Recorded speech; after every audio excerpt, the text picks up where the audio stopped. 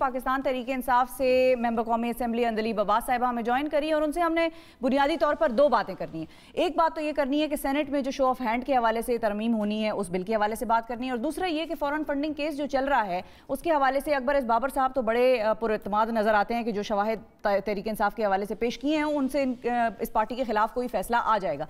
अस्सलाम वालेकुम अंदलीब साहिबा। वालेकुम अस्सलाम जी।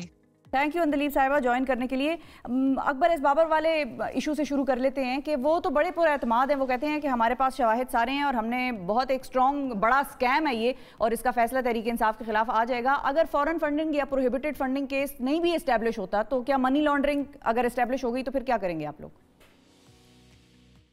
देखिए, ये तो हम खैर मकदम करते हैं बिकॉज ये वाकई गेम चेंजर होगा, इसलिए क्योंकि ये पहली दफा है कि ये एग्जामिनेशन हो रही है कि जी जो पॉलिटिकल पार्टीज हैं उनकी फंडिंग कहाँ से आती है। और पीटीआई वाहिद पार्टी है, आपको भी पता है, जो पॉलिटिकल फंडिंग करती है, पॉलिटिकल फंड रेजिंग करती है, और उसके पास 40,000 डोनर्स के सारे रिकॉर्ड्स हमने दे दिए। अब वो जो बात कर रहे हैं उसको लीगली भी देख ले। लीगली 2017 से पहले जब ये इलेक्टोरल रिफॉर्म्स का एक्ट आया है, उससे पहले 2 फंडिंग्स जो थी वो बैन थी, और वो भी प्रोहिबिटिव फंडिंग एक्ट में आता है। उसमें एक तो ये थी कि जी किसी गवर्नमेंट ने आपको दिया हो, हुकूमत ने, ठीक है, वो बैन था। और 2017 के बाद कि किसी मल्टीनेशनल या इंटरनेशनल कोई कंपनी ने दिया हो तो वो भी फिर बैंड होता है, प्रोहिबिटिव एक्ट में आता है। हमारी सारी फंडिंग और जो ये बात कर रहे हैं वो इंडिविजुअल्स ने दिया हुआ है, राइट? बैंकिंग ट्रांजैक्शंस की क्या वो अगर तो हुंडी हवाले के थ्रू दी गई है और अगर वो एस्टेब्लिश हो जाता है तो फिर वो भी एक प्रॉब्लम है। तो क्या बैंकिंग ट्रांजैक्शंस थी, सब लीगल ट्रांजैक्शंस थी थ्रू बैंकिंग चैनल्स? ये जबरदस्त बात है, क्योंकि हमारा जो हमने 40,000 का दिया है उसके अंदर उनके आईडी कार्ड्स, बैंक, सब स्टेटमेंट्स शामिल है। हाँ, अब मजा क्या आएगा?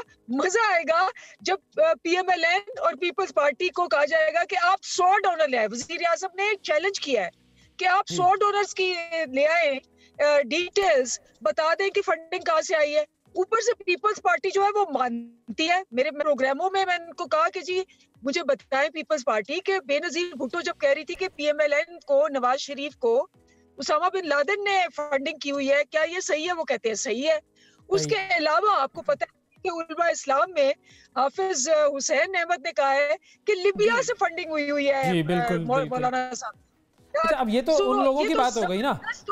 अगर हम सिर्फ पाकिस्तान तहरीक इंसाफ की बात करें और ये ऐसे पकड़े जाएंगे, हम तो खुशामदेद कह रहे कल ही फैसला करें। सही है, वो जो शेर है ना, उसकी वो जाने, उसे पास वफा हो या ना हो।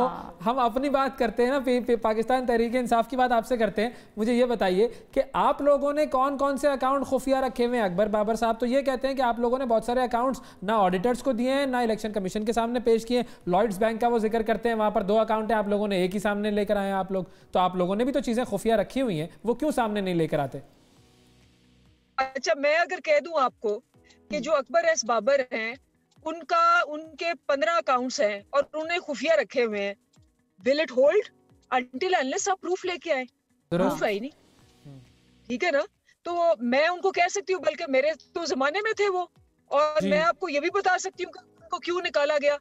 मैं आपको ये भी बता सकती हूँ कि उनपे क्या क्या इल्जाम थे। मैं आपको बहुत सारी चीजें उनकी बैकग्राउंड के मुतालिक बता सकती हूँ, लेकिन जब तक मैं प्रूफ नहीं लाऊंगी इट मीन्स नथिंग।